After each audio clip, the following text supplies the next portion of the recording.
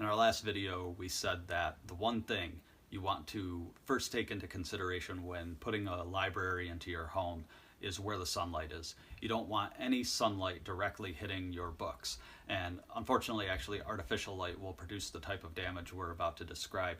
But in particular, direct sunlight is very bad. And you see all these beautiful photos of these well-lit libraries and reading spaces in people's homes, you know, in photos on Instagram and Pinterest. Those are terrible. It's bad. Don't do this with your books. I know it looks beautiful in the photo, but it's very bad. The damage is called sunning, and here's an example of it on a modern, not very collectible book. This dust jacket is deep hues of orange and browns. Here's what it looks like on the spine from years of, at some point, sunlight directly hitting the spine as the book was on the shelf. Here they are juxtaposed to contrast. This is damage, and it damages the value of the book. And it's not limited to dust jackets or modern books.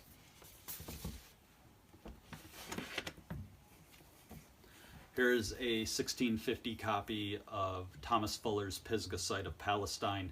It's in a 20th century full leather rebind, but this was also sitting on a shelf at some point, getting sunlight directly onto its spine. And you can see the difference in the hues.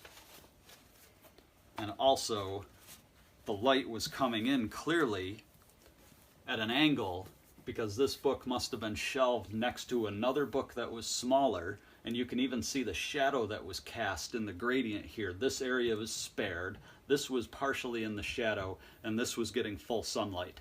And so this is sunning damage along here and along here, and it affects the value of the book adversely. This is considered damage to the book, even though the inside is fine.